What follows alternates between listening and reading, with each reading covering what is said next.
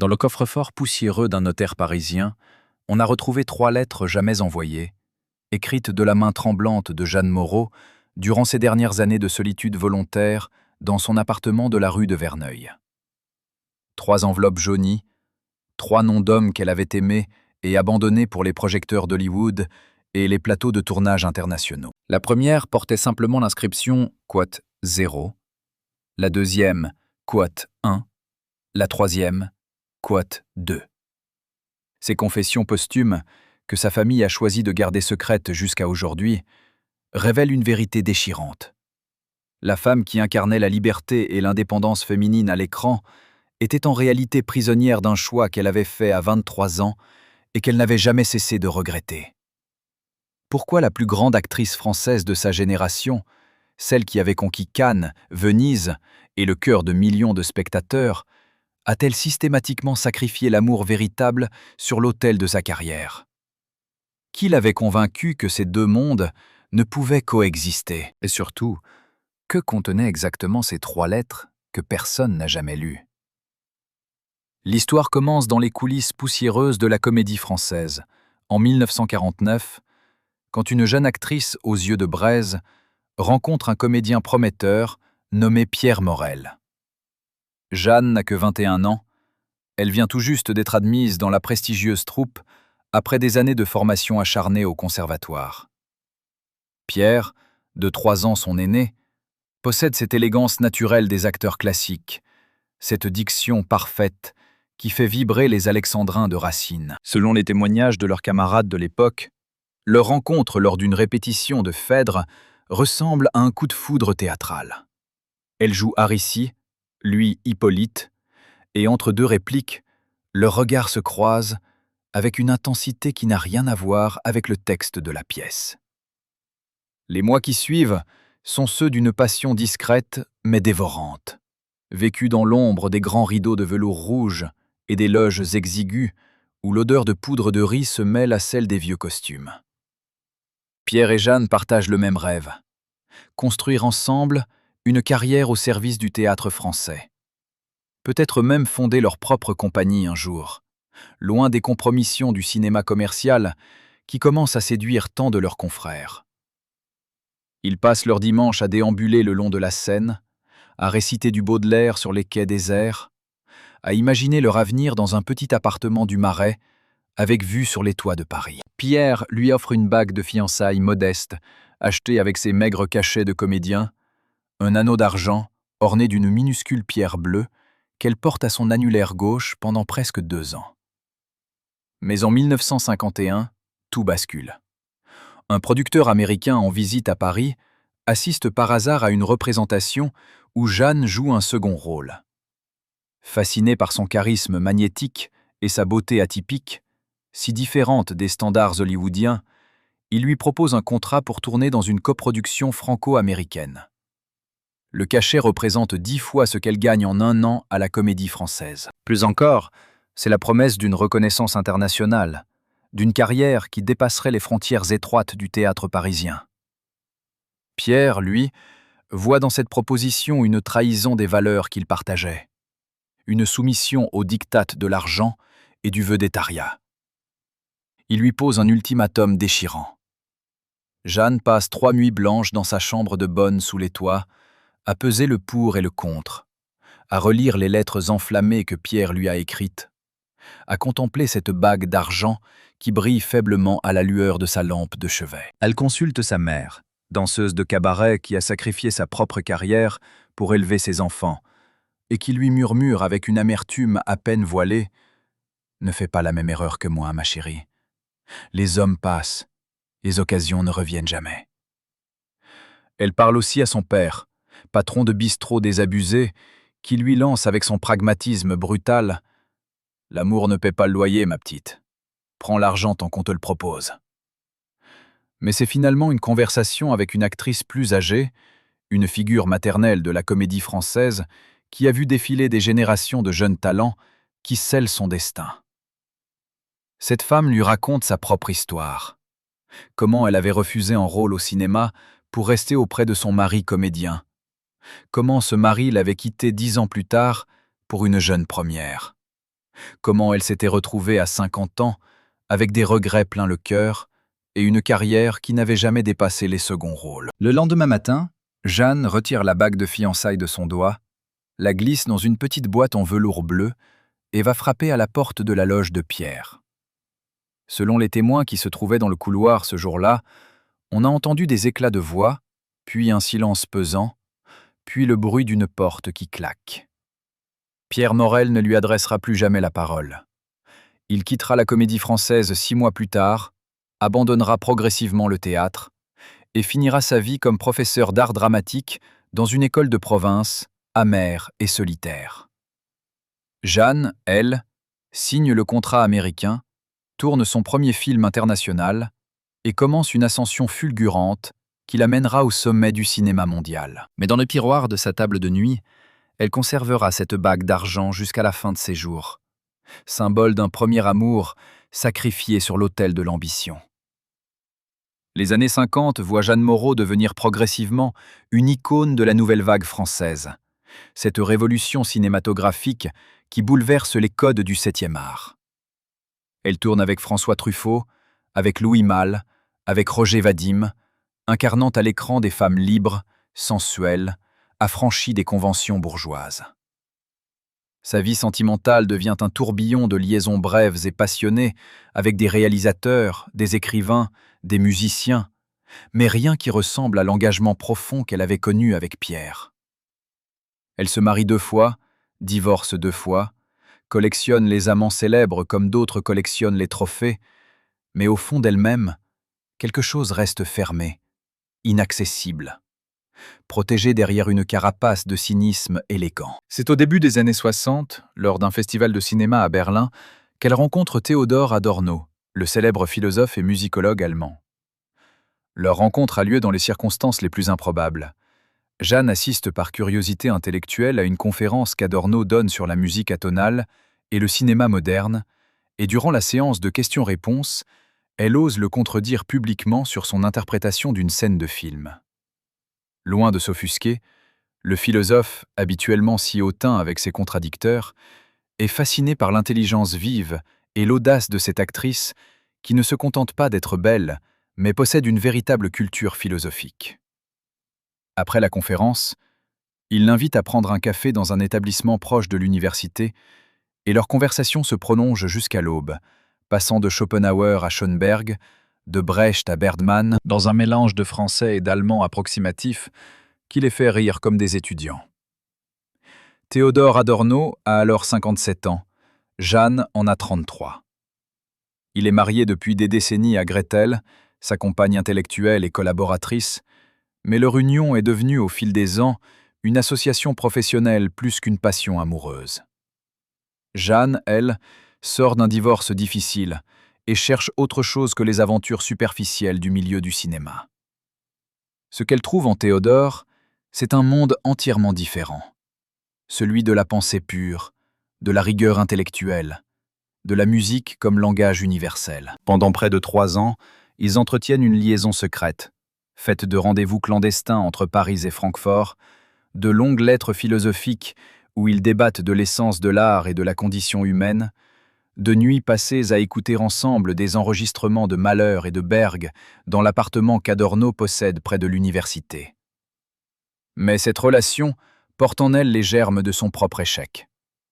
Théodore vit dans le monde des idées, des concepts abstraits, des théories esthétiques, tandis que Jeanne est une créature de chair et de passion, ancrée dans la matérialité du jeu d'acteur et l'immédiateté de l'émotion cinématographique. Il voudrait qu'elle abandonne le cinéma commercial pour se consacrer au théâtre expérimental, qu'elle vienne s'installer à Francfort pour être sa muse et son élève, qu'elle renonce à sa carrière internationale pour devenir la compagne d'un intellectuel allemand vieillissant. Elle, au contraire, rêve qu'il quitte son univers académique étouffant, qu'il divorce de Gretel, qu'il vienne vivre avec elle à Paris dans le tourbillon créatif de la nouvelle vague. Aucun des deux n'est prêt à faire le sacrifice que l'autre exige. La rupture survient en 1965, lors d'un week-end désastreux à Venise, où ils s'étaient donné rendez-vous pour tenter de sauver leur relation. Selon ce que Jeanne confiera bien des années plus tard à une amie proche, Théodore lui a posé un ultimatum similaire à celui que Pierre lui avait imposé 14 ans plus tôt.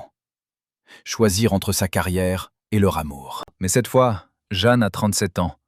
Elle est au sommet de sa gloire. Elle vient de tourner avec Orson Welles et Luis Buñuel. Elle est courtisée par les plus grands réalisateurs du monde. Elle ne peut plus, elle ne veut plus renoncer à ce qu'elle a construit au prix de tant de sacrifices. Dans une chambre d'hôtel vénitienne, donnant sur le Grand Canal, tandis que les gondoles glissent silencieusement sur l'eau noire en contrebas, elle lui dit non. Elle lui explique, avec toute la tendresse dont elle est capable, qu'elle l'aime profondément, mais qu'elle ne peut pas devenir l'ombre d'un grand homme, qu'elle a besoin de sa propre lumière, de sa propre reconnaissance. Théodore Adorno repart pour Francfort le lendemain matin sans un mot, le visage fermé, et ils ne se reverront jamais. 4 ans plus tard, en 1969, Jeanne apprend par les journaux qu'Adorno est décédé brutalement d'une crise cardiaque dans les Alpes suisses. Elle s'enferme pendant 3 jours dans son appartement parisien, refuse de répondre au téléphone, pleure toutes les larmes de son corps en relisant les lettres qu'il lui avait écrites et qu'elle avait précieusement conservées dans une boîte en bois de santal. Dans l'une de ces lettres, datée de quelques mois avant leur rupture, Théodore avait écrit une phrase qui la hantera jusqu'à la fin de sa vie. « Tu es la seule femme qui m'ait fait comprendre que la philosophie ne suffit pas à combler le vide de l'existence. Mais tu es aussi celle qui m'a prouvé que l'amour ne peut survivre quand 2 mondes refusent de se rencontrer à mi-chemin. » Cette phrase, Jeanne la fera encadrer et l'accrochera dans son bureau, comme un rappel permanent de ce deuxième amour sacrifié, cette fois non pas à l'ambition, mais à l'orgueil et à la peur de perdre son indépendance chèrement acquise. Les années 70 marquent l'apogée de la carrière internationale de Jeanne Moreau. Elle tourne en Italie, en Angleterre, aux États-Unis, collectionne les prix et les hommages, devient une légende vivante du cinéma d'auteur. Mais derrière le masque de la femme libre et accomplie se cache une solitude grandissante, un sentiment de vide que ni le succès, ni les aventures passagères ne parviennent à combler. C'est dans cet état d'esprit qu'elle rencontre, en 1975, le réalisateur américain William Friedkin, alors au sommet de sa gloire, après le triomphe de L'Exorciste et de French Connection. Leur rencontre a lieu lors d'un dîner hollywoodien organisé par un producteur commun. Friedkin, fasciné par le cinéma européen et particulièrement par la nouvelle vague française, est un admirateur de longue date de Jeanne. Il lui propose de tourner dans son prochain film, un thriller psychologique intitulé Quote 10, où elle jouerait une espionne française vieillissante prise dans les méandres de la guerre froide. Le rôle est magnifique, complexe, exactement le genre de personnage que Jeanne adore incarner. Mais au-delà du projet professionnel, une attirance mutuelle se développe rapidement entre la star française de 47 ans et le réalisateur américain de 40 ans, tous deux marqués par des échecs sentimentaux et une obsession commune pour leur art. Leur histoire d'amour se déroule dans le contexte glamour, mais impitoyable d'Hollywood, entre les suites luxueuses du château Marmont, les projections privées dans les villas de Beverly Hills et les tournages épuisants dans les studios de la Paramount. Pour la première fois depuis des années, Jeanne se laisse aller à croire qu'elle peut avoir les deux. Une grande carrière internationale et un amour véritable avec un homme qui comprend son univers, qui partage sa passion pour le cinéma, qui ne lui demande pas de choisir entre lui et son art. William, de son côté, voit en Jeanne non seulement une actrice exceptionnelle, mais aussi une femme d'une profondeur et d'une culture qui tranche avec la superficialité hollywoodienne. Ils parlent de se marier, d'acheter une maison à Malibu avec vue sur l'océan, de tourner ensemble une série de films qui marquerait l'histoire du cinéma. Mais Hollywood est une machine à broyer les rêves. Et les studios qui financent Quat 11 commencent à s'inquiéter de cette liaison qui, selon eux, nuit à l'image du film. Les producteurs font pression sur Friedkin. Jeanne Moreau, malgré son prestige en Europe, n'est pas une star bankable aux États-Unis.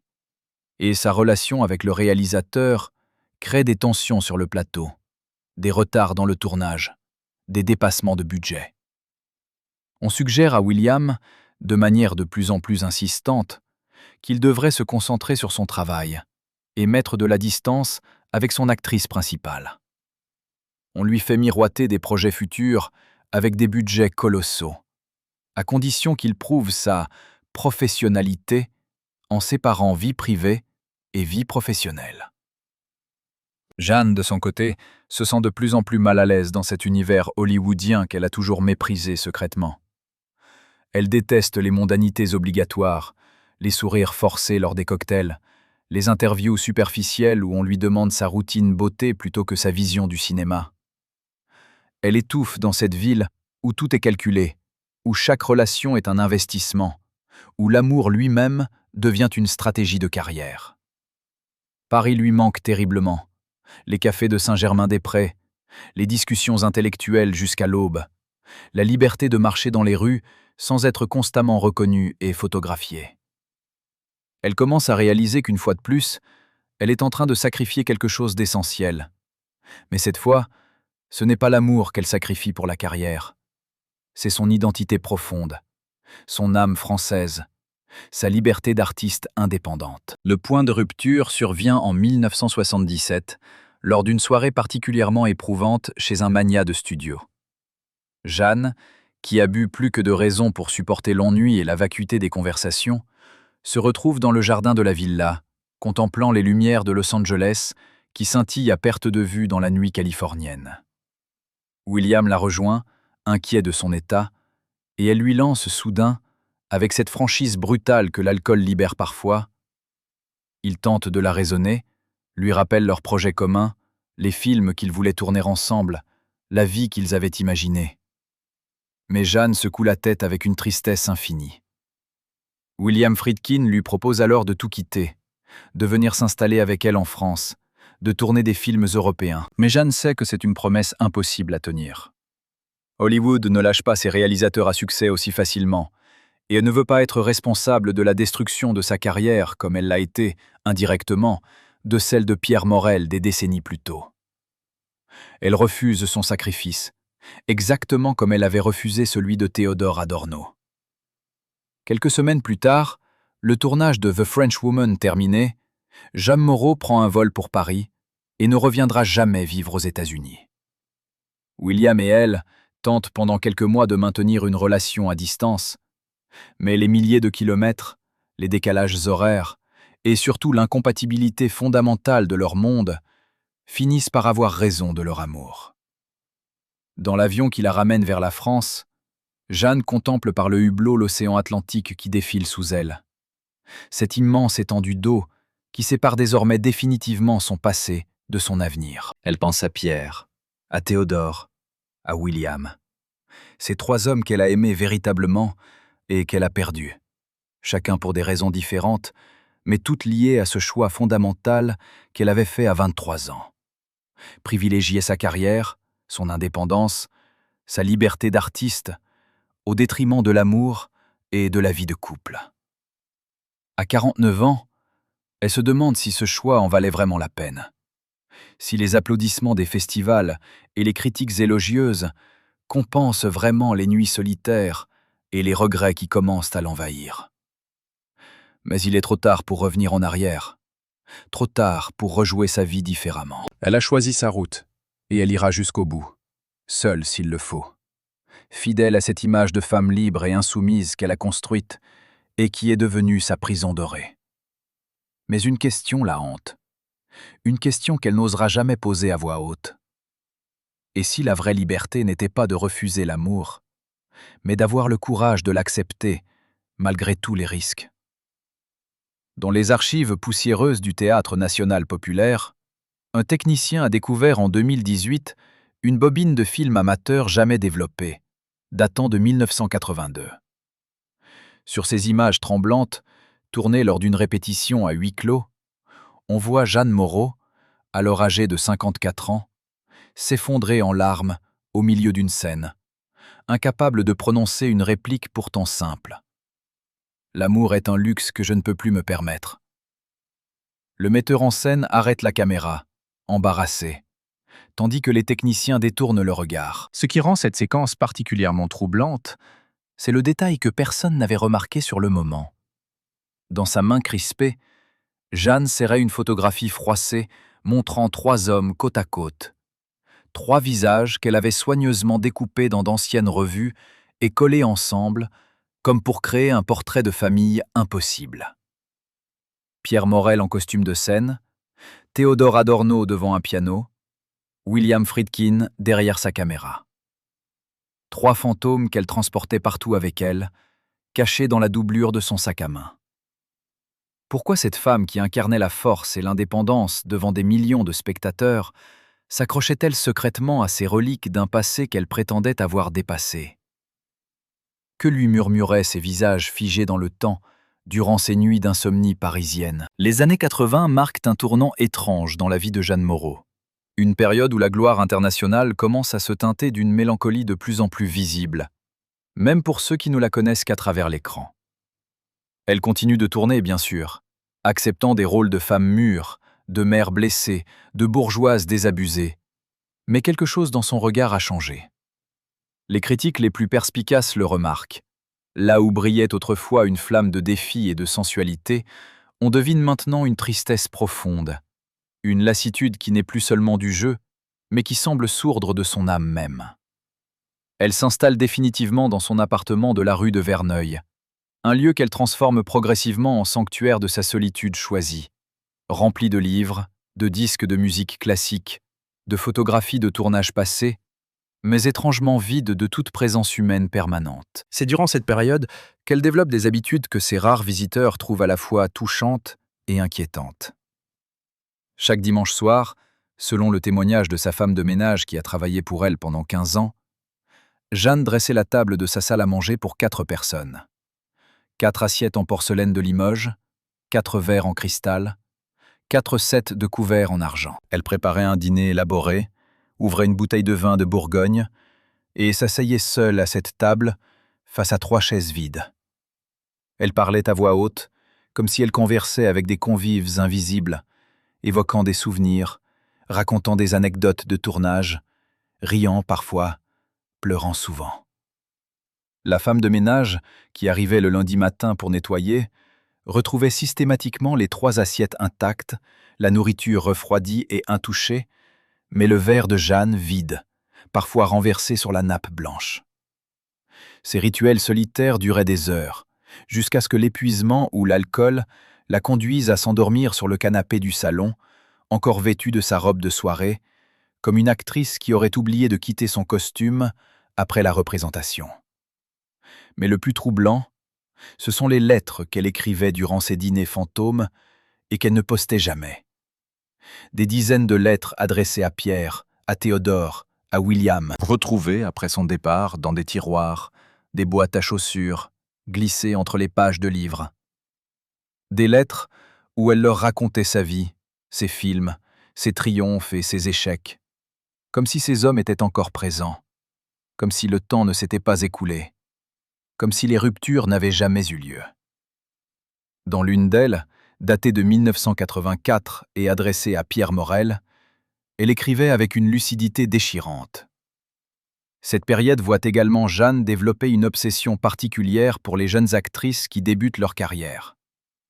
Elle les invite chez elle, leur prodigue des conseils, leur raconte les coulisses du métier, mais systématiquement, la conversation dérive vers le même sujet: l'équilibre entre vie professionnelle et vie sentimentale. Selon plusieurs de ces jeunes femmes qui ont témoigné anonymement des années plus tard, Jeanne leur tenait un discours paradoxal et troublant. D'un côté, elle les encourageait à être ambitieuses, à ne jamais renoncer à leurs rêves pour un homme, à privilégier leur indépendance et leur carrière. Mais de l'autre, elle les mettait en garde avec une véhémence presque désespérée. « Ne faites pas comme moi. Ne sacrifiez pas tout à votre ambition. Un jour, vous vous réveillerez seul dans un appartement trop grand, entouré de récompenses qui ne vous tiendront pas chaud la nuit, et vous vous demanderez si ça en valait vraiment la peine. » Ces contradictions reflétaient le déchirement intérieur qui la rongeait. Elle ne regrettait pas sa carrière exceptionnelle, mais elle regrettait amèrement le prix qu'elle avait payé pour l'obtenir. Les rares hommes qui tentent d'entrer dans sa vie durant ces années se heurtent à un mur invisible mais infranchissable. Jeanne accepte des dîners, des sorties au théâtre, parfois même des aventures brèves, mais dès qu'une relation menace de devenir sérieuse, dès qu'un homme évoque la possibilité d'un engagement, elle se referme comme une huître et disparaît. Un producteur français qui a tenté de la courtiser pendant plusieurs mois en 1986 raconte une scène révélatrice.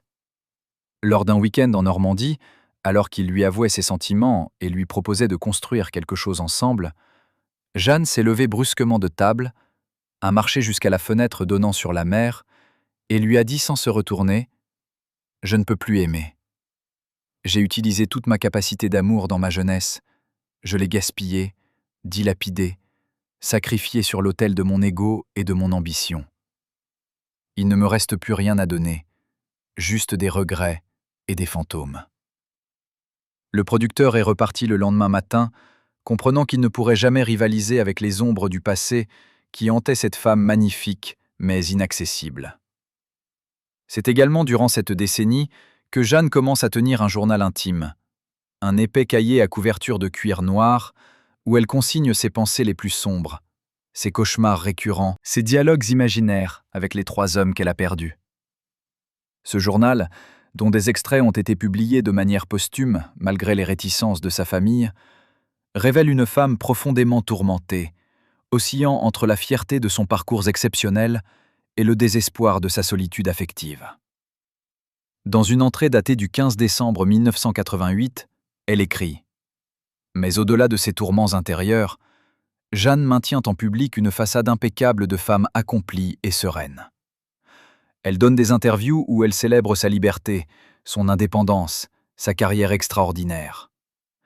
Elle affirme avec conviction qu'elle ne regrette rien, que chaque choix était nécessaire, que l'amour romantique est une illusion bourgeoise dont elle s'est heureusement affranchie. » Les journalistes, éblouis par son charisme et son éloquence, gobent ses déclarations sans percevoir la fêlure qui se cache derrière. Seuls quelques proches, très rares, entrevoient la vérité. Cette femme qui a conquis le monde du cinéma est en réalité prisonnière d'un mensonge qu'elle s'est raconté pendant des décennies et dont elle ne peut plus s'extraire sans s'effondrer complètement. Elle a construit son identité publique sur le mythe de la femme libre qui n'a besoin de personne. Et admettre publiquement ses regrets reviendrait à détruire cette image, à reconnaître que sa vie entière repose sur une erreur fondamentale. Alors elle continue de jouer ce rôle, le plus difficile de sa carrière, celui de Jeanne Moreau heureuse dans sa solitude, jusqu'à ce que la frontière entre le personnage et la personne s'efface complètement. Mais dans le secret de son appartement de la rue de Verneuil, face à ses 3 chaises vides et ses lettres jamais envoyées, qui était-elle vraiment? Et surtout, qui aurait-elle pu devenir si elle avait eu le courage de choisir différemment? La décennie suivante, les années 90, voit Jeanne Moreau entrer dans ce que le monde du cinéma appelle pudiquement la maturité. Un euphémisme pour désigner cette période où les rôles se raréfient, où les téléphones sonnent moins souvent, où les jeunes réalisateurs préfèrent travailler avec des actrices plus fraîches, plus malléables, moins encombrantes par leur légende. Mais c'est aussi durant cette période qu'un événement inattendu vient rouvrir des blessures que Jeanne croyait cicatrisées. En 1993, elle reçoit une lettre qui porte le cachet de la poste d'une petite ville de province française. L'enveloppe, d'un papier jauni de mauvaise qualité, contraste violemment avec le courrier habituel qu'elle reçoit. Ses invitations sur Bristol épais, ses propositions de rôle sur papier à en-tête de production. Elle l'ouvre avec une curiosité mêlée d'appréhension, et ce qu'elle découvre la fait vaciller. C'est une lettre de Pierre Morel, le premier amour qu'elle a abandonné 42 ans plus tôt. L'écriture est tremblante, celle d'un homme âgé dont la main n'obéit plus tout à fait, mais les mots sont d'une clarté déchirante. Pierre, qui a maintenant 69 ans et souffre d'une maladie qui limite son temps, a décidé de rompre le silence qu'il s'était imposé pendant plus de 4 décennies. Il ne lui écrit pas pour lui reprocher quoi que ce soit, précise-t-il d'emblée, ni pour raviver d'anciennes rancœurs. Il lui écrit simplement parce qu'il a besoin, avant que sa propre histoire ne s'achève, de lui dire une vérité qu'il a gardée enfouie toute sa vie. Il ne l'a jamais oubliée. Il n'a jamais cessé de l'aimer. Et chaque fois qu'il la voyait sur un écran de cinéma, ce qui lui arrivait malgré lui, car on ne peut échapper à Jeanne Moreau quand on vit en France, il ressentait simultanément une fierté immense et une douleur insupportable. Fierté de voir que la femme qu'il avait aimée était devenue cette icône internationale, cet artiste accompli qui faisait rayonner le cinéma français dans le monde entier. Douleur de savoir qu'elle aurait pu être sienne, qu'ils auraient pu construire ensemble une vie peut-être plus modeste, mais authentique, loin des projecteurs et des compromissions. Ce qui bouleverse le plus Jeanne dans cette lettre, c'est le passage où Pierre lui raconte sa propre vie après leur séparation. Contrairement à ce qu'elle imaginait, il ne s'est pas marié, n'a pas fondé de famille, n'a pas trouvé de consolation dans les bras d'une autre femme. Il a consacré sa vie à enseigner l'art dramatique à des générations d'élèves dans une école de province, vivant seul dans un petit appartement rempli de livres et de souvenirs de théâtre. Il avoue, avec une honnêteté désarmante, qu'il a tenté à plusieurs reprises de construire des relations amoureuses, mais qu'à chaque fois, il se retrouvait à comparer ces femmes à Jeanne, à chercher dans leurs yeux l'étincelle qu'il avait vue dans les siens, et à constater avec désespoir qu'aucune ne pouvait rivaliser avec le fantôme de celle qu'il avait quittée. Il termine sa lettre par une phrase qui hantera Jeanne jusqu'à la fin de ses jours. Jeanne lit et relit cette lettre des dizaines de fois, jusqu'à en connaître chaque mot par cœur. Elle passe des nuits entières à se demander si elle doit répondre, et si oui, que pourrait-elle bien dire? Comment expliquer à cet homme qu'elle aussi a payé un prix terrible, que sa solitude actuelle est la conséquence directe de ce choix qu'elle a fait à 23 ans? Comment lui avouer que pas une semaine ne s'est écoulée sans qu'elle pense à lui, sans qu'elle se demande ce qu'aurait été leur vie ensemble? Mais en même temps, comment ne pas paraître hypocrite, elle qui a construit toute sa vie publique sur l'affirmation de son indépendance et de sa liberté? Elle rédige une dizaine de brouillons de réponses qu'elle déchire systématiquement, incapable de trouver les mots justes, incapable de décider si elle veut rouvrir cette porte ou la refermer définitivement. Finalement, après 3 semaines d'hésitation, elle prend une décision qui la surprend elle-même. Elle décide d'aller le voir. Elle demande à son assistante de localiser l'adresse de Pierre, découvre qu'il vit effectivement dans une petite ville de province à 3 heures de train de Paris, et un matin de novembre 1993, elle monte dans un train de seconde classe, vêtue simplement, sans maquillage, cachée derrière des lunettes de soleil et un foulard, comme une espionne en mission secrète. Le voyage lui semble interminable, chaque kilomètre ravivant des souvenirs enfouis, chaque station traversée augmentant son anxiété. Que va-t-elle lui dire? Comment va-t-il réagir en la voyant? Sera-t-il en colère, amer, indifférent? Ou pire encore, sera-t-il toujours amoureux? Et que fera-t-elle de cet amour qu'elle ne veut plus accepter? Elle arrive dans cette petite ville de province en début d'après-midi, sous un ciel gris de novembre qui semble refléter son état d'esprit. Elle trouve facilement l'adresse, un immeuble modeste près de la gare, monte les escaliers jusqu'au 3e étage et reste figée devant la porte pendant de longues minutes, la main levée, incapable de frapper. C'est finalement une voisine qui sort de l'appartement d'à côté et qui, la reconnaissant malgré son déguisement, lui dit avec un mélange de surprise et de tristesse: Jeanne sent son cœur s'arrêter. « Parti où ?» demande-t-elle d'une voix blanche. La voisine la regarde avec compassion. Jeanne se précipite à l'hôpital, exige de voir Pierre, se heurte d'abord au refus du personnel soignant qui invoque le règlement, puis finit par convaincre une infirmière en révélant son identité et en expliquant, avec des larmes qu'elle ne peut plus retenir, qu'elle doit absolument le voir une dernière fois. On la conduit dans une chambre austère où Pierre Morel gît, inconscient, relié à des machines qui bipent régulièrement, le visage émacié, les cheveux blancs, méconnaissable et pourtant si familier. Jeanne s'assoit à son chevet, prend sa main décharnée dans la sienne et commence à lui parler à voix basse, comme si elle pouvait le ramener à la conscience par la seule force de ses mots.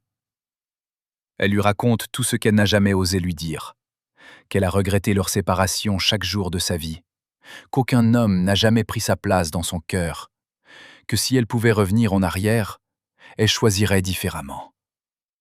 Elle lui demande pardon, encore et encore, pour l'avoir abandonnée, pour avoir privilégié sa carrière, pour avoir gâché leur chance de bonheur. Elle reste à son chevet pendant des heures, jusqu'à ce qu'une infirmière vienne lui dire gentiment qu'elle doit partir, que les heures de visite sont terminées. Jeanne revient le lendemain, et le surlendemain, et tous les jours suivants, prenant le train depuis Paris chaque matin, passant ses journées assise près de ce lit d'hôpital, à parler à un homme qui ne peut plus l'entendre, à lui tenir la main, à espérer un miracle qui ne viendra pas. Les médecins lui expliquent que Pierre ne reprendra probablement jamais conscience, que son cerveau est trop endommagé, mais elle refuse d'abandonner. C'est comme si, en restant là, elle pouvait racheter 42 ans d'absence, comme si sa présence tardive pouvait compenser toutes ces années où elle l'a laissé seule avec ses regrets. Le personnel de l'hôpital, qui a fini par la reconnaître, la traite avec un mélange de respect et de pitié. Cette grande actrice, réduite à veiller un homme que personne d'autre ne vient voir. Un homme dont l'histoire avec elle appartient à un passé si lointain qu'il semble irréel. Au bout de 8 jours, alors que Jeanne est assise comme d'habitude près du lit, tenant la main de Pierre et lui murmurant des souvenirs de leur jeunesse commune, elle sent soudain une légère pression sur ses doigts. Elle lève les yeux, le cœur battant, et voit que Pierre a ouvert les yeux, qu'il la regarde avec une expression indéchiffrable, mélange de surprise, de confusion et peut-être de reconnaissance. Pendant quelques secondes, qui semblent durer une éternité, leurs regards se croisent, et Jeanne a l'impression de replonger 42 ans en arrière, de retrouver ce jeune acteur qui la regardait avec tant d'amour dans les coulisses de la Comédie Française. Elle ouvre la bouche pour parler, pour lui dire tout ce qu'elle a sur le cœur, mais avant qu'elle puisse prononcer un mot, Pierre murmure d'une voix à peine audible « Jeanne, tu es venue ?» Puis ses yeux se referment. Sa main relâche son étreinte, et les machines autour du lit se mettent à sonner l'alarme. Les médecins et infirmières se précipitent, écartent Jeanne, tentent de le réanimer, mais c'est inutile. Pierre Morel vient de s'éteindre, quelques secondes après avoir reconnu la femme qu'il a aimée toute sa vie et qui est arrivée trop tard pour lui dire qu'elle l'aimait aussi. Jeanne quitte l'hôpital dans un état de choc, incapable de pleurer, incapable de ressentir quoi que ce soit d'autre qu'un vide abyssal. Elle assiste aux funérailles, discrètement, au fond de l'église presque vide, et découvre avec stupeur qu'elle est pratiquement la seule présente, à part quelques anciens élèves de Pierre et la voisine qui l'avait accueilli.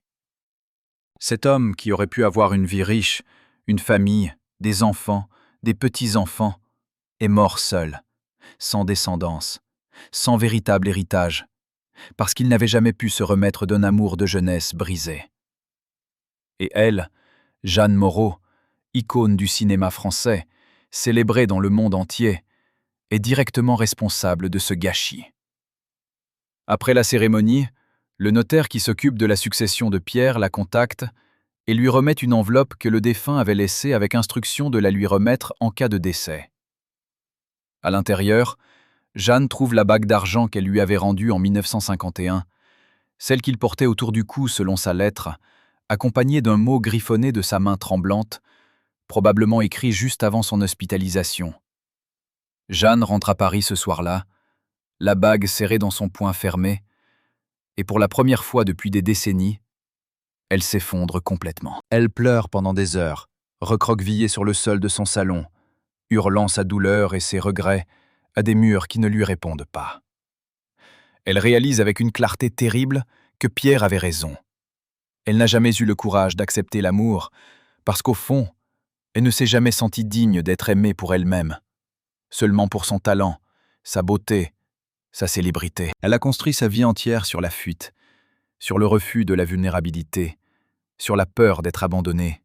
Et ironiquement, C'est elle qui a abandonné tous ceux qui l'aimaient vraiment. Cette nuit-là marque un tournant dans sa vie. Elle comprend qu'elle ne pourra jamais se pardonner, qu'elle portera ce poids jusqu'à la fin de ses jours, et que toutes les récompenses du monde ne pourront jamais compenser ce qu'elle a perdu. Mais cette prise de conscience arrive trop tard, beaucoup trop tard. Et c'est peut-être ça, la vraie tragédie de Jeanne Moreau. Non pas d'avoir fait les mauvais choix, mais de n'avoir compris qu'ils étaient mauvais qu'au moment où il n'était plus possible de les corriger. Comment vit-on avec le poids de tels regrets? Comment continue-t-on à jouer la comédie de la femme accomplie quand on sait qu'on a gâché l'essentiel?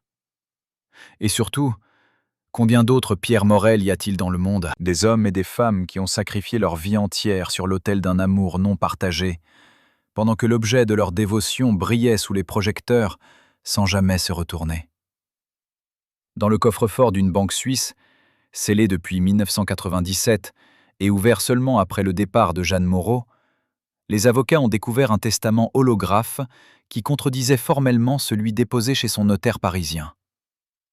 Ce document manuscrit de 23 pages, rédigé dans un état d'ébriété évident si l'on en juge par l'écriture tremblante et les ratures nombreuses, contenait des instructions précises. L'intégralité de sa fortune devait être divisée en 3 parts égales et versée anonymement aux descendants de Pierre Morel, aux héritiers de Théodore Adorno et à la fondation caritative de William Friedkin. Mais le plus troublant n'était pas cette répartition inattendue, c'était la clause finale, écrite en lettres capitales soulignée 3 fois. Que personne ne pleure à mes funérailles. Je n'ai pas mérité vos larmes. J'ai choisi ma solitude, je l'ai cultivée, je l'ai défendue contre tous ceux qui voulaient m'en sortir. Que mon histoire serve d'avertissement à toutes les femmes qui croient que la gloire peut remplacer l'amour. Ce testament secret n'a jamais été validé juridiquement, la famille ayant réussi à le faire annuler pour vice de forme, mais son existence même pose une question vertigineuse. À quel moment exactement Jeanne Moreau a-t-elle compris que sa vie entière reposait sur un mensonge qu'elle s'était raconté à elle-même? Et pourquoi a-t-elle choisi de cacher cette lucidité déchirante derrière le masque de la femme libre jusqu'à son dernier souffle? Les années qui suivent l'histoire avec Pierre Morel transforment Jeanne en une sorte de spectre vivant. Une femme qui continue d'exister physiquement, mais dont l'âme semble s'être retirée quelque part où personne ne peut plus l'atteindre. Elle accepte encore quelques rôles, principalement dans des films d'auteur à petit budget, où on lui propose des personnages de femmes âgées confrontées à leur propre mortalité, comme si les réalisateurs percevaient intuitivement le drame qui se jouait en elle et voulaient le capturer sur pellicule. Mais sur les plateaux de tournage, les techniciens remarquent un changement radical dans son comportement. Celle qui était réputée pour sa rigueur professionnelle, sa ponctualité, sa capacité à livrer la performance parfaite en une seule prise, arrive maintenant en retard, oublie ses répliques, demande des pauses fréquentes pour s'isoler dans sa loge, où on l'entend parfois sangloter. Un assistant réalisateur qui a travaillé avec elle en 1995 témoigne d'une scène particulièrement troublante. Lors du tournage d'une scène où son personnage devait évoquer un amour de jeunesse perdu, Jeanne s'est effondrée au milieu de la prise, incapable de continuer, murmurant entre 2 sanglots. C'est durant cette période sombre qu'elle développe une dépendance inquiétante aux somnifères et aux anxiolytiques. Une addiction qu'elle cache soigneusement au public, mais qui devient évidente pour son entourage proche. Sa femme de ménage retrouve régulièrement des boîtes de médicaments vides cachées dans des endroits improbables. Derrière les livres de sa bibliothèque, au fond de ses tiroirs à vêtements, sous les coussins du canapé. Son médecin personnel, qui la suit depuis des années, tente à plusieurs reprises de l'alerter sur les dangers de cette surconsommation, mais Jeanne balaie ses inquiétudes d'un geste las. « Docteur, à mon âge et avec ce que j'ai vécu, les médicaments sont le moindre de mes problèmes. Laissez-moi au moins avoir la paix dans le sommeil, puisque je ne l'ai jamais eu dans la vie. » Elle dort de plus en plus, parfois 15 heures par jour, comme si elle cherchait à échapper à la conscience, à fuir cette lucidité douloureuse qui la poursuit dès qu'elle ouvre les yeux. Ses rares amis qui lui rendent visite la trouvent souvent en plein après-midi, encore en robe de chambre, les cheveux défaits, le regard vague, flottant dans son appartement comme une somnambule. Mais le plus révélateur de son état mental, ce sont les conversations téléphoniques nocturnes que plusieurs personnes ont rapportées. Jeanne appelait parfois des connaissances en pleine nuit, sous l'effet de médicaments et de l'alcool, et se lançait dans des monologues décousus où elle mélangeait passé et présent, réalité et fantasme. Une actrice plus jeune, qu'elle considérait comme sa protégée, raconte avoir reçu un appel à 3 heures du matin où Jeanne, la voix pâteuse, lui racontait qu'elle venait de dîner avec Pierre, Théodore et William, qu'ils lui avaient tous pardonné, qu'il comprenait maintenant pourquoi elle avait fait ses choix. « Quote 31 », proposait-elle avec un sérieux déconcertant. Quand son interlocutrice tentait doucement de lui faire comprendre que ces hommes n'étaient plus de ce monde, ou en tout cas pas dans son appartement, Jeanne éclatait en sanglots et raccrochait brutalement. Ces épisodes se multipliaient, révélant une femme au bord de la rupture psychologique, incapable de faire le deuil de ses choix passés, prisonnière d'un dialogue permanent avec des fantômes qui refusaient de la laisser en paix. Son appartement de la rue de Verneuil devient progressivement un mausolée dédié à ses regrets. Elle fait encadrer et accrocher au mur des dizaines de photographies de Pierre, Théodore et William, créant une sorte de galerie des amours perdus que les visiteurs trouvent à la fois touchante et morbide. Elle installe dans son salon 3 fauteuils qu'elle ne permet à personne d'utiliser, expliquant qu'ils sont réservés, sans préciser pour qui, même si tout le monde comprend. Elle fait graver sur une plaque de cuivre qu'elle fixe au-dessus de sa cheminée une citation qu'elle attribue à Théodore Adorno, mais que personne n'a jamais retrouvée dans ses œuvres.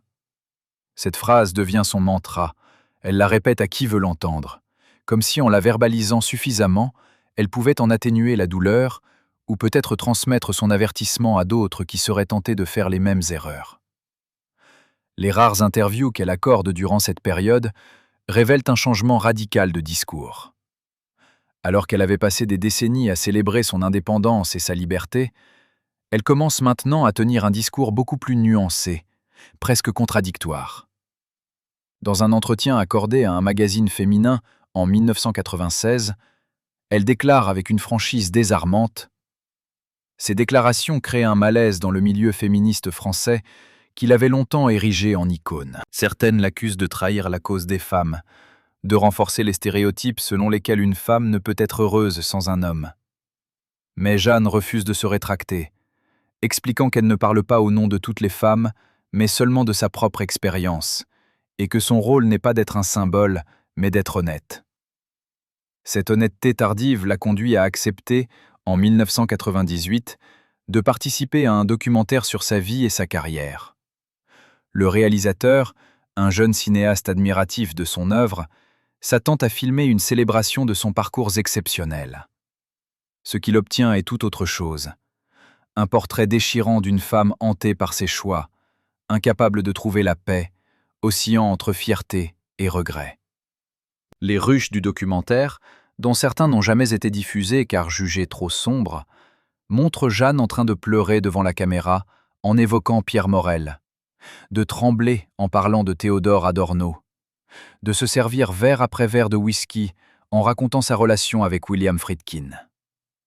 À un moment, elle fixe la caméra et dit avec une intensité glaçante: « Le réalisateur, bouleversé, lui demande si elle veut vraiment que ces images soient diffusées.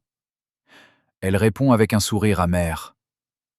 Parallèlement à cette descente psychologique, Jeanne développe une obsession particulière pour les jeunes couples qu'elle observe dans les rues de Paris. Sa femme de ménage raconte qu'elle passait des heures assise à la terrasse d'un café près de chez elle, à regarder les amoureux se promener main dans la main, s'embrasser sur les bancs publics, se disputer puis se réconcilier. Elle prenait des notes dans un petit carnet, comme si elle étudiait une espèce rare, essayant de comprendre ce qui lui avait échappé, ce mystère de l'amour ordinaire qu'elle n'avait jamais réussi à saisir. Parfois, elle abordait ces couples, leur offrait de payer leur consommation et leur posait des questions étranges. Comment faites-vous pour rester ensemble? Comment gérez-vous les compromis? Qui a renoncé à quoi pour que votre relation fonctionne? Les jeunes gens, flattés d'être abordés par une célébrité, mais déconcertés par ces questions, répondaient avec embarras, ne comprenant pas ce que cette grande actrice cherchait à savoir.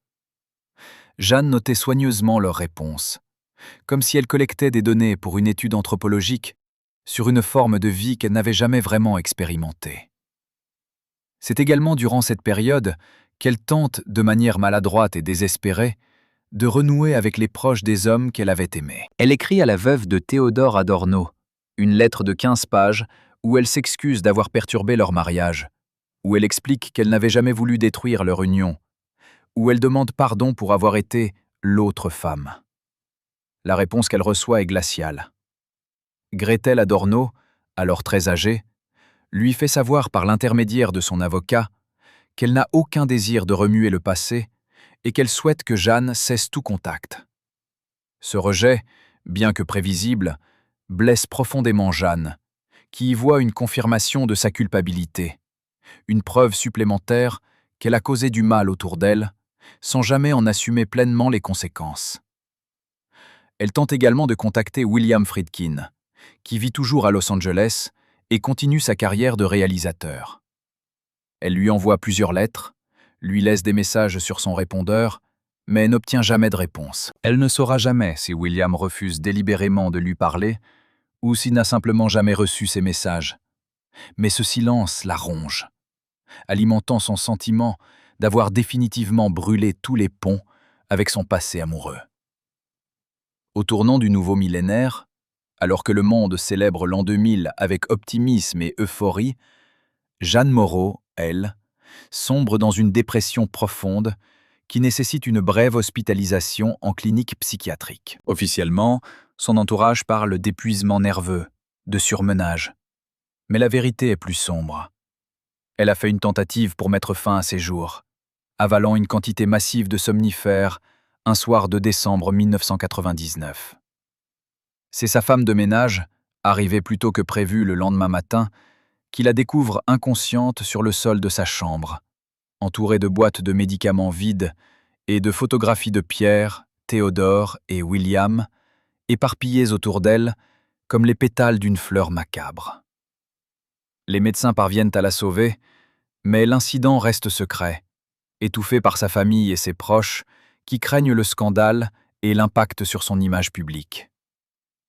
Jeanne passe 3 semaines en clinique, où elle suit une thérapie intensive et où, pour la première fois de sa vie, elle est forcée de confronter vraiment ses démons, de mettre des mots sur cette douleur qui la ronge depuis des décennies. Le psychiatre qui la suit durant cette période note dans son dossier médical, dont des extraits ont fuité des années plus tard, que Jeanne souffre de ce qu'il appelle un quote 39, une forme de dépression spécifique aux personnes qui ont atteint tous leurs objectifs professionnels, mais réalisent trop tard qu'elles ont sacrifié leur vie personnelle pour y parvenir. Il écrit « La patiente présente une dissociation marquée entre son image publique de femme accomplie et libre et sa réalité intérieure de femme profondément malheureuse et rongée par les regrets.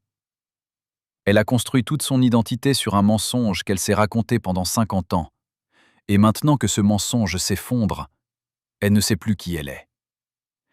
Elle oscille entre la défense acharnée de ses choix passés et l'effondrement total face à leurs conséquences. Le travail thérapeutique consiste à l'aider à accepter qu'on peut simultanément être fier de sa carrière et regretter ses choix personnels, que ces deux sentiments ne sont pas incompatibles, mais font partie de la complexité de l'expérience humaine. Mais malgré les efforts des thérapeutes, Jeanne sort de la clinique sans avoir vraiment trouvé la paix, juste avec une meilleure capacité à masquer sa souffrance et à continuer de fonctionner au quotidien. Les premières années du XXIe siècle voient Jeanne se retirer progressivement de la vie publique, n'acceptant plus que de rares apparitions lors d'événements où on l'honore pour l'ensemble de sa carrière. Ces cérémonies deviennent pour elle une torture raffinée. Devoir sourire pendant qu'on célèbre une vie qu'elle considère comme un échec, devoir accepter des hommages pour des accomplissements qui lui semblent dérisoires face à ce qu'elle a perdu, devoir incarner encore et toujours ce personnage de femme libre et accomplie, alors qu'elle se sent prisonnière et brisée. Lors d'une remise de prix en 2003, alors qu'on lui décerne une récompense pour l'ensemble de sa carrière, elle monte sur scène, reçoit le trophée, et au lieu du discours de remerciement attendu, elle reste silencieuse pendant de longues secondes, fixant la salle remplie de célébrités et de journalistes. Puis, d'une voix à peine audible, elle murmure dans le microphone « Merci pour ce prix. Mais sachez que si je pouvais l'échanger contre une seule journée ordinaire, avec l'homme que j'ai aimé et abandonné il y a 50 ans, je le ferais sans hésiter. » Un silence gêné s'abat sur la salle. Personne ne sait comment réagir. Et Jeanne quitte la scène sans ajouter un mot, laissant derrière elle une assemblée médusée et un trophée abandonné sur le pupitre. Cette déclaration publique, bien que brève, fait l'effet d'une bombe dans les médias français. Les journaux titrent sur Quat 42, les magazines féminins organisent des débats sur le thème Quat 43, les psychologues sont invités sur les plateaux de télévision pour analyser ce qu'ils appellent le syndrome Moreau. Mais au-delà du bruit médiatique, cette confession publique marque un tournant. Jeanne a enfin brisé le masque. Elle a admis publiquement ce qu'elle cachait depuis des décennies, et paradoxalement, cette honnêteté lui apporte un certain soulagement. Elle commence à recevoir des centaines de lettres de femmes de tous âges qui lui racontent leurs propres histoires, leurs propres regrets, leurs propres dilemmes entre carrière et vie personnelle. Certaines la remercient d'avoir eu le courage de dire tout haut ce que beaucoup pensent tout bas. D'autres, au contraire, lui reprochent de décourager les jeunes femmes ambitieuses, de renforcer l'idée qu'une femme ne peut être heureuse sans un homme.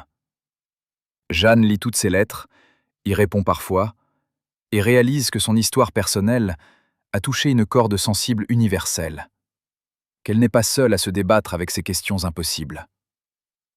Mais cette reconnaissance publique de ses regrets ne lui apporte pas la paix intérieure qu'elle espérait. Au contraire, elle semble libérer un flot de souvenirs et d'émotions qu'elle avait réprimés pendant des décennies. Elle passe ses journées à relire les lettres de Pierre, Théodore et William, à regarder en boucle les films qu'elle a tournés en pensant à quel homme elle pensait à ce moment-là, à reconstituer mentalement les moments précis où elle aurait pu faire des choix différents. Elle développe une forme d'obsession pour les points de bifurcation de sa vie, ces instants décisifs où tout aurait pu basculer autrement. Elle imagine des vies parallèles, celle où elle aurait épousé Pierre et serait restée au théâtre, celle où elle aurait suivi Théodore à Francfort et serait devenue la compagne d'un philosophe, celle où elle serait restée à Hollywood avec William et aurait tourné des blockbusters américains. Elle remplit des carnets entiers de ces scénarios alternatifs, comme si en les écrivant, elle pouvait d'une certaine manière les faire exister, créer des univers parallèles où ces autres moi auraient fait de meilleurs choix et seraient plus heureuses. Mais au fond, elle sait que ces exercices sont vains, que le passé ne peut être réécrit, que les morts ne ressuscitent pas, et que la seule vie qu'elle a est celle qu'elle a vécue, avec tous ses triomphes et toutes ses tragédies. Comment fait-on pour continuer à vivre quand on réalise que sa vie entière a été construite sur une erreur fondamentale? Comment trouve-t-on un sens à ces dernières années quand on sait qu'on ne pourra jamais réparer ce qui a été cassé? Et surtout, est-il possible de se pardonner à soi-même quand ceux qu'on a blessés ne sont plus là pour nous accorder leur pardon? Dans une petite salle des ventes poussiéreuse de Drouot, en 2015, un commissaire-priseur a mis aux enchères un lot étrange provenant de la succession d'un antiquaire parisien décédé. 3 enveloppes cachetées à la cire rouge, portant chacune une date différente et l'inscription « À ouvrir seulement après ma mort, J.M. ». L'antiquaire les avait reçues de Jeanne Moreau elle-même en 2008, avec instruction de les conserver dans son coffre et de ne les vendre qu'après son départ à elle. Un collectionneur anonyme les a acquises pour une somme dérisoire, les a ouvertes, et a découvert à l'intérieur non pas des lettres comme on aurait pu s'y attendre, mais 3 photographies découpées en 2, chacune montrant Jeanne, jeune, aux côtés d'un homme dont le visage avait été soigneusement découpé et retiré. Au dos de chaque photo, une phrase écrite à l'encre noire. J'ai effacé vos visages de mes souvenirs pour pouvoir continuer à vivre. Mais vos absences sont restées plus présentes que n'importe quelle présence. Le collectionneur, troublé par cette découverte, a tenté de contacter la famille de Jeanne pour leur restituer ses objets, mais s'est heurté à un refus catégorique. Personne ne voulait de ces reliques d'une douleur trop intime, trop dérangeante, trop contraire à l'image officielle qu'on voulait préserver. Ces photographies mutilées sont aujourd'hui exposées dans un petit musée du cinéma à Lyon, sous une vitrine portant simplement la mention 47. Et les visiteurs passent devant sans vraiment comprendre ce qu'ils regardent, sans saisir que ces rectangles de papier jauni, avec leurs silhouettes découpées, racontent l'histoire d'une femme qui a passé sa vie à fuir ce qu'elle désirait le plus. Mais pourquoi Jeanne a-t-elle choisi de découper ses visages plutôt que de détruire complètement les photographies? Que représentaient pour elle ces présences-absences, ces fantômes sans traits qu'elle avait créés de ses propres mains? Aujourd'hui, plus de 5 ans après son départ, Jeanne Moreau reste une icône du cinéma français. Ses films sont étudiés dans les écoles de cinéma, ses interviews sont analysées par les chercheurs, ses photographies ornent les murs des cinémathèques. Mais son histoire personnelle, sa vraie histoire, celle des 3 amours brisés et des regrets qui l'ont consumée, reste largement méconnue du grand public. Le manuscrit de ses vraies mémoires dort toujours dans le coffre de son notaire, attendant 2042 pour être publié. Les lettres de Pierre Morel ont été rachetées par un collectionneur privé et ne sont plus accessibles. Les photographies découpées puis restaurées ont disparu, probablement détruites par sa famille qui voulait préserver l'image publique de la star. Il ne reste que des fragments, des témoignages épars, des rumeurs, et cette question lancinante qui hante tous ceux qui ont approché la vérité. Était-ce vraiment nécessaire? Fallait-il vraiment que Jeanne Moreau sacrifie l'amour pour devenir Jeanne Moreau? Ou aurait-elle pu avoir les deux, si elle avait eu le courage de croire que c'était possible? La réponse à cette question, personne ne la connaîtra jamais avec certitude. Mais ce qui est sûr, c'est que l'histoire de Jeanne Moreau n'est pas seulement celle d'une actrice exceptionnelle qui a marqué l'histoire du cinéma. C'est aussi, et peut-être surtout, l'histoire d'une femme qui a cru aux mensonges de son époque. Celui qui disait aux femmes qu'elles devaient choisir entre l'amour et l'ambition, entre la famille et la carrière, entre être une épouse et être une artiste. Elle a fait son choix, elle l'a assumé publiquement pendant des décennies, mais en privé, elle n'a jamais cessé de se demander si ce choix était le bon. Et cette interrogation, ce doute permanent, cette blessure qui ne s'est jamais refermée, c'est peut-être ça le vrai héritage de Jeanne Moreau.